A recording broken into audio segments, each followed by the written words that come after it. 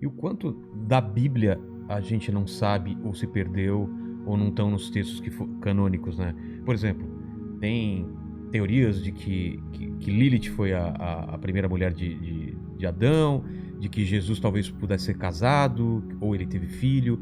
Onde a gente busca uma fundamentação para dizer isso está errado ou nada disso pode ser contestado porque não tem provas também? Pode ser que... Como que funciona? Talvez eu vou até dar alguns exemplos desses que você deu. A fundamentação seria o seguinte: primeiro, desconfie de algumas fontes que você está usando.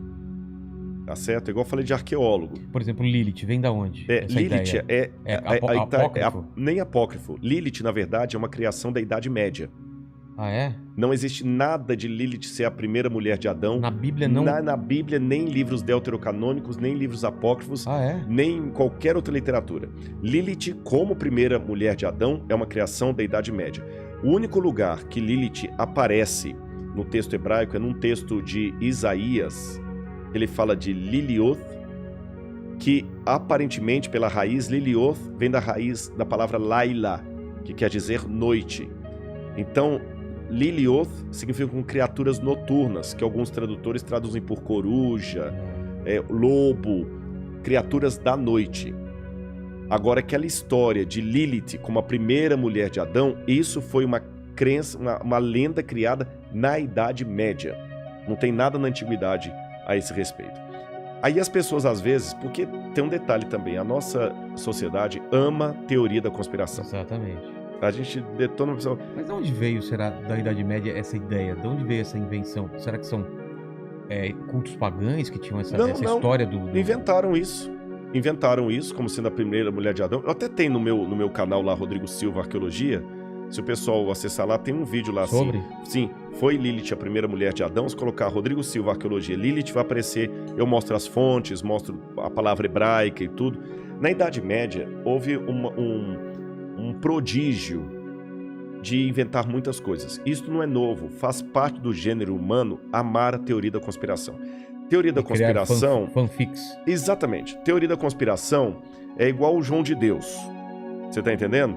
Hoje que ele foi desmascarado, nenhum artista foi nele.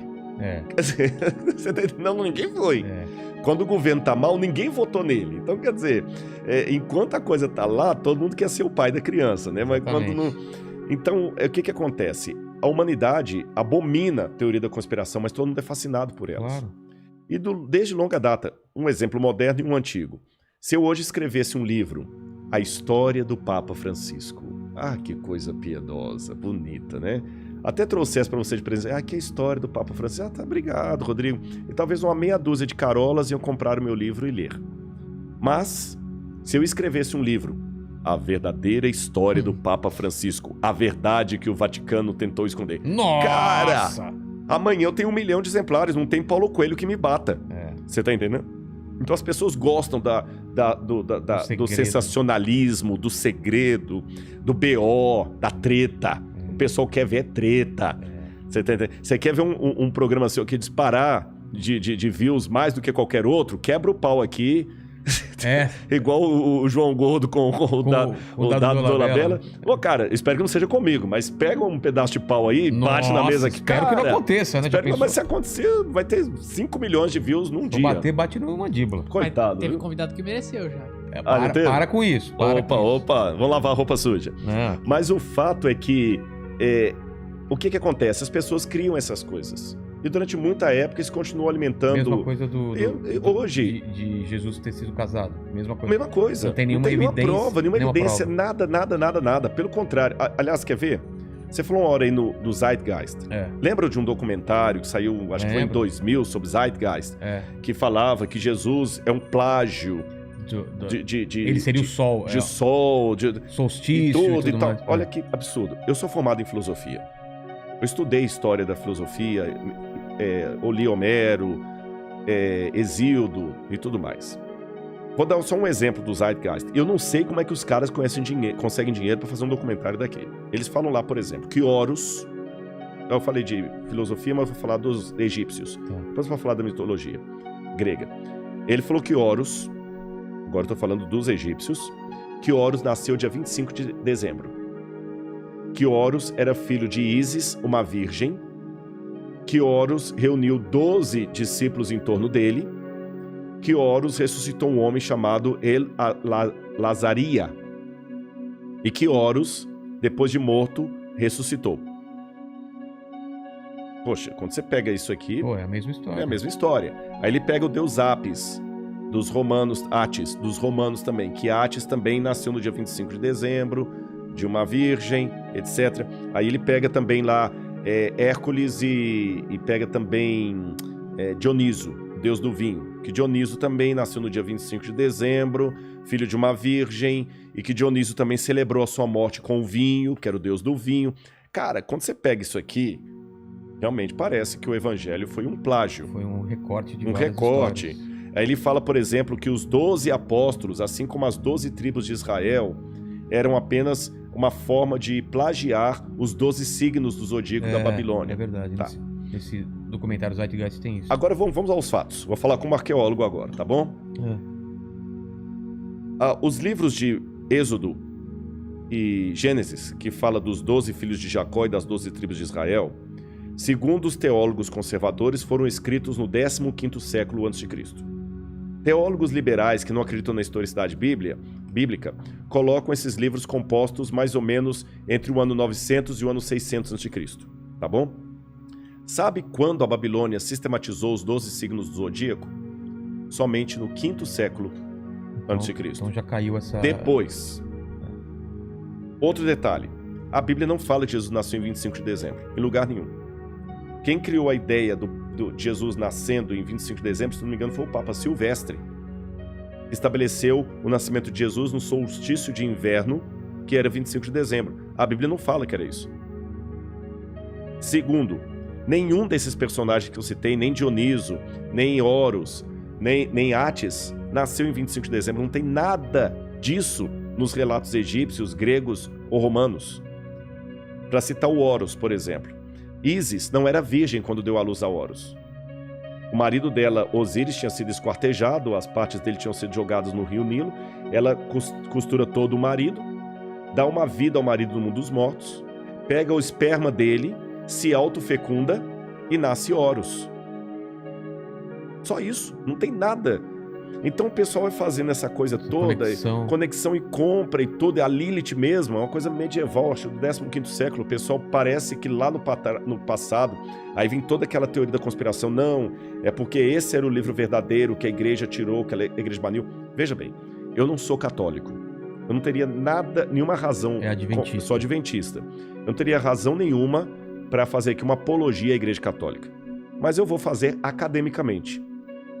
Se a Igreja Católica, em que pese as mazelas que houve na Idade Média, que ninguém nega, os historiadores estão aí comprovando, em que pese as mazelas eclesiásticas da Idade Média, se a Igreja Católica tivesse mudado o texto da Bíblia como os críticos dizem, tirando livros que poderiam acabar com a doutrina dela, se a Igreja Católica tivesse feito isso, o ramo cristão que estaria mais dentro da Bíblia seria a Igreja Católica.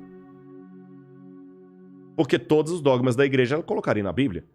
Por exemplo, na Bíblia, seja ela publicada na editora católica ou protestante, em lugar nenhum diz que Maria foi assunta ao céu de carne e osso. É um dogma da igreja. Na Bíblia, em lugar algum, fala da intercessão de Maria por nós diante de Deus. Na Bíblia, não tem nenhuma das orações do Salve a Rainha, do Crê em Deus Pai. Não tem nenhuma dessas orações. Pasmem. A Igreja Católica ensina que o dia de guarda é o domingo, tá lá no catecismo, guardar domingos e festas. E na Bíblia é o sábado. Na Bíblia é o sábado. Se a Igreja Católica tivesse realmente essa censura de tirar livros e colocar livros para não atrapalhar a doutrina dela, os 10 mandamentos na Bíblia católica estariam exatamente como estão no catecismo. Então você vê, no catecismo está diferente da Bíblia. No catecismo não fala nada de imagem de escultura, no catecismo fala para guardar domingos e festas, não pecar contra a castidade. Mas na Bíblia, em Êxodo 20, seja em qualquer Bíblia, está lá, não farás imagem de escultura, não terás outros deuses diante de Deus, guarda o sábado. Se a igreja tivesse mudado, os mandamentos teriam sido alterados. Ela teria metido a Ave Maria lá dentro da Bíblia. Que a única parte da Ave Maria que está na Bíblia é quando o anjo vira para Maria e fala assim, salve agraciada, que em latim você diz Ave Maria. Mas o resto da oração da Ave Maria, rogai por nós pecadores, agora e na hora da nossa morte. Amém. Essa parte da Ave Maria não está na Bíblia. Então tem um monte de dogmas da Igreja Católica que não estão na Bíblia e nem por isso a Igreja meteu aquilo ali. Pelo contrário, a Igreja Católica nunca se valeu da Bíblia para sustentar a sua doutrina. E quem é católico, que entende da teologia, sabe o que eu estou falando.